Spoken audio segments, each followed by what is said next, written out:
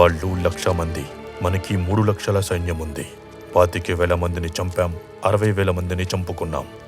అయితే ఏం, ఇంకా మన సైన్యం 2,40,000. ఇప్పుడు వాళ్ళ సంఖ్య కేవలం 75,000. ఈ యుద్ధం ఇలాగే కొనసాగిన 3వ నాటికి వాళ్ళ సంఖ్య ముగిసిపోతుంది.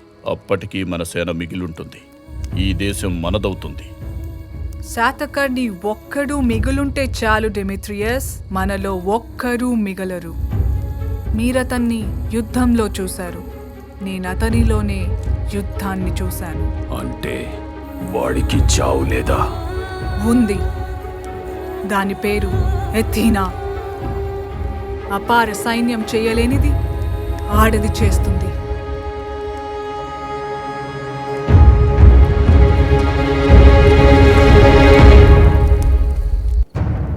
రోజులు గడిచే కొద్దీ మన సైన్యం నశిస్తూ ఉంటుంది. ఒక్క రోజులో యుద్ధం ముగిసిపోవాలి. 3 లక్షల సైన్యాన్ని ఒక్క రోజులోనా? ఇది అసాధ్యమైన వ్యూహం. ఆకాశాన్ని ఆవరించిన నక్షత్ర మండలంలో ఆహవరంగాన్ని మనం ఆవహించాలి. ఒక క్రమాన్ని అనుసరించకూడదు. ఎవడెటు వెడుతున్నాడు, ఎటు నుంచి వస్తున్నాడు, అటు సేనకు అర్థం కాకూడదు. మన అశ్వాలు మన మాట కూడా వినకూడదు. వాటికి దారి తెలియకూడదు. పట్టపగలైనా చిమ్మ చీకట్లో కమ్మాలి. గుడ్డిగా అవి ఉరకలు చేస్తుంటే అస్తవ్యస్తమైన చుక్కల్లా మనం విస్తరిస్తూ వెళ్ళాలి. అందుకు వాటి కళ్ళకు గంతలు కట్టాలి, కళ్ళెం ఒడిసి పట్టాలి. వాటి గిట్టెల కింద పడి ఎన్ని లక్షల పడగలైనా అణిగిపోతాయి.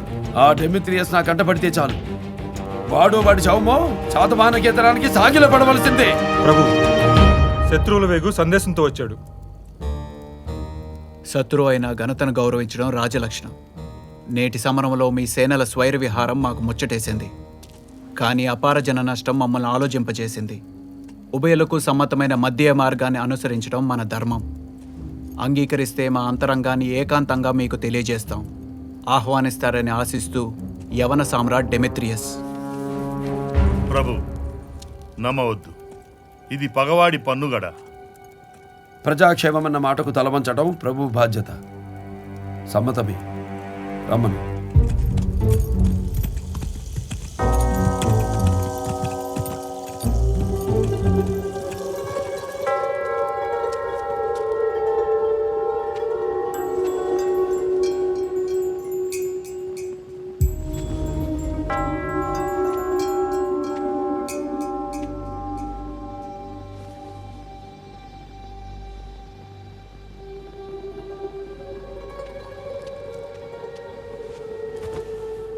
ఏ ధైర్యంతో గ్రీకు సేనకు ఎదురొస్తున్నారు?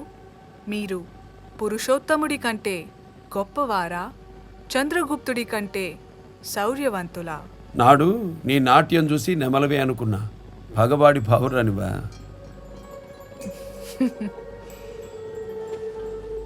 సింహాసనం మీది, శాసనం మాది. పాలకులు మీరే, పాలన మాత్రం మాది.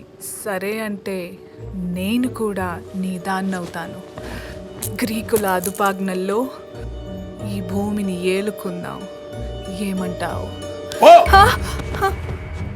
పాలించడం మాట దేవుడు ఎరుగు. ఈ గడ్డ మీద యాచించడానికి కూడా అనుమతించనని చెప్పు. గ్రీకులు ఈ గడ్డ మీద మోపే చివరి అడుగు.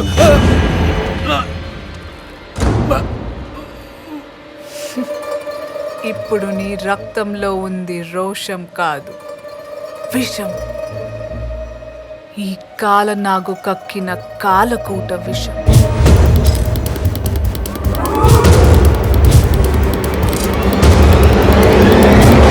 నీ గొంతు మూగబోయింది.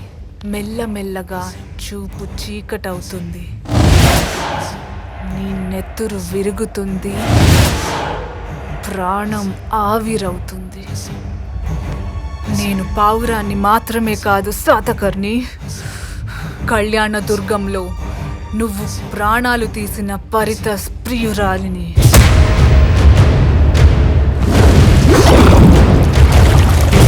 నీ మరణం నా పరితస్కి నేనిస్తున్న బహుమానం.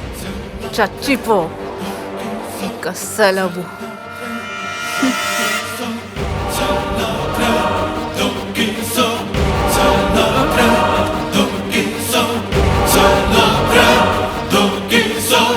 Celebra, do que sou.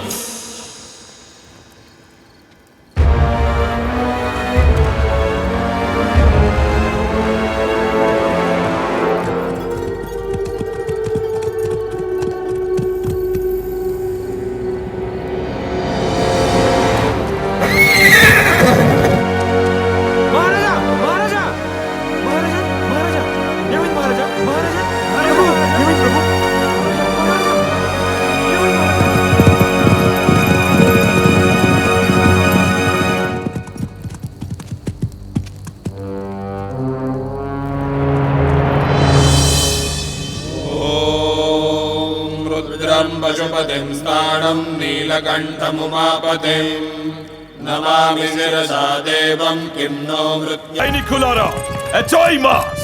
అవి చిరిగిన జెండా ముక్కలు. యవన సేన చెయ్యి కదిలిన ఆ గాలికి కొట్టుకుపోతాయి. ఇది మన అలెగ్జాండర్ ఏనాడు సాధించవలసిన దేశం. సాధిద్దాం!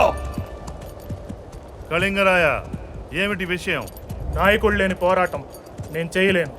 నిజం కళింగరాయ, మనం వెనక్కి వెళ్ళటం తప్ప వేరే దారి లేదు. మరి మహారాజుని ఏం చేస్తాం? చావు బ్రతుకుల మధ్య వదిలేస్తామా? ఇంకేం చేస్తాం, వెళ్ళిపోదాం. కనీసం మన రాజ్యాలనైనా మనం కాపాడుకుందాం. ఇంతమందివి కలిసి వాడిని సరిహద్దుల్లో ఆపలేంది. నీ నట్టింటికొచ్చాక నువ్వు ఒక్కడవే ఆపగలవా? గుంపు కట్టిన ఎలుకల్ని ముక్కలు చేద్దాం. ఆ మహానుభావుడి లక్ష్యం గెలవడం కాదు, మనం కలవడం. యుద్ధం ఆయన ఒక్కడి కోసం కాదు, నీ కోసం, నా కోసం, మన రాజ్యాలన్నీ కలిసి పుట్టిన అఖండ దేశం కోసం. పారిపోతే మనం కట్టిన పసుపు తాళ్లు కూడా మనల్ని చూసి నవ్వుతాయి. పరాధీనమైన భావితరాలు మన శవాల మీద కూడా ఉమ్ముతాయి. మన కలయిక శాతకర్ణి కన్న కల.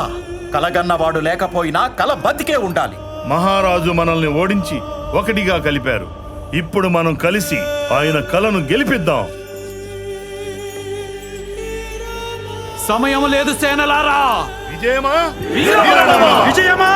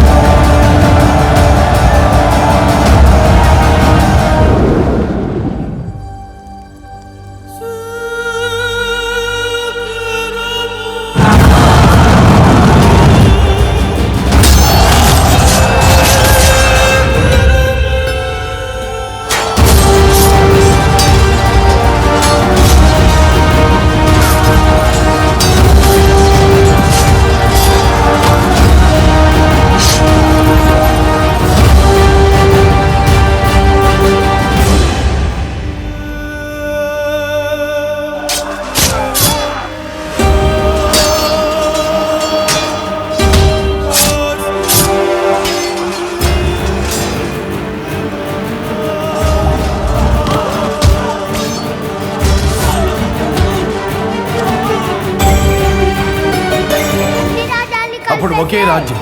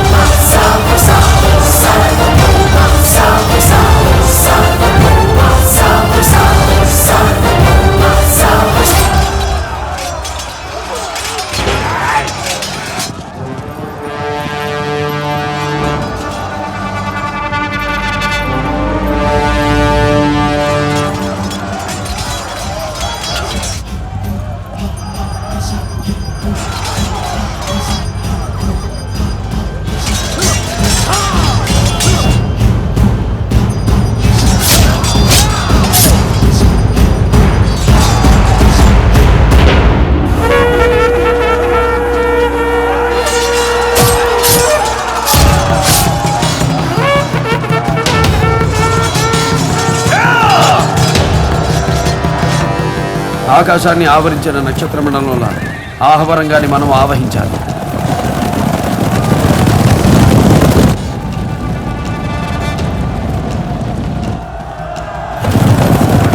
ఒక క్రమాన్ని అనుసరించకూడదు. ఎవడెటు వెడుతున్నాడు, ఎటు నుంచి వస్తున్నాడు, అటు సేనకు అర్థం కాకూడదు. మన అశ్వాలు మన మాట కూడా వినకూడదు. వాటికి దారి తెలియకూడదు. పట్టపగలైనా చిమ్మ చీకట్లో కమ్మాలి. గుడ్డిగా అవి ఉరకలు తీస్తుంటే అస్తవ్యస్తమైన చుక్కల్లా మనం విస్తరిస్తూ వెళ్ళాలి.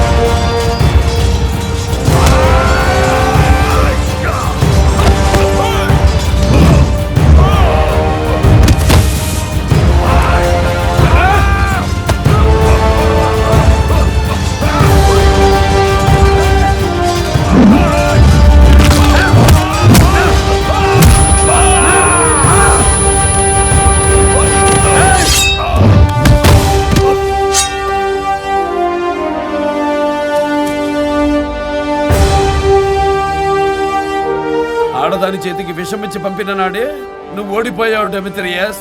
అయినా నీ వల్ల మేలే జరిగింది. నేను లేకపోయినా నా స్ఫూర్తి రగిలింది. ఇక నా తదుపరి కూడా నా కల బతికే ఉంటుంది.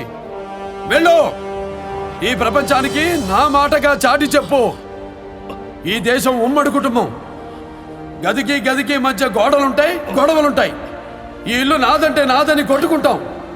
కానీ ఎవడో వచ్చి నాదంటే ఎగరేసి నరుకుతాం. మేము ఎవరి జోలికి వెళ్ళం. మా జోలికి ఎవరు వచ్చినా వదలం.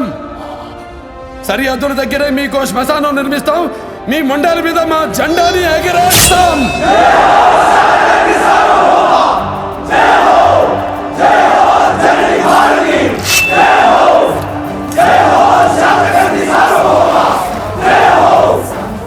ఇక యుద్ధం నాస్తి. ఈ గడ్డ మీద పరదేశీ దాడులకు స్వస్తి.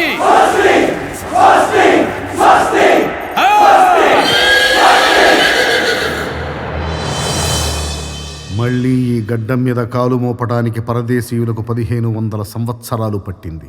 మొగలాయులని, ఆంగ్లేయులని ఎంతమంది ఎన్నేళ్లు పాలించినా శాతకర్ణి బిగించిన ఈ దేశం పిడికిలిని ఏ జాతి కదిలించలేకపోయింది. ఇది కేవలం గౌతమీపుత్రుని కథ కాదు, ప్రతి తెలుగువాడి కథ, ప్రతి భారతీయుడి కథ. సహించటం సత్తువకి, దహించటం నెత్తుటికి నేర్పించిన మన ముని ముని ముని ముత్తాతల నాటి కథ. మన కథ ఇది, మన గతం, మన మూలం. జబ్బచ్చరిచి రొమ్ము విరిచి ఇది నా చరిత్రని ఎలుగెత్తి చాటుదాం. సాహో గౌతమీపుత్ర శాతకర్ణి, సాహో.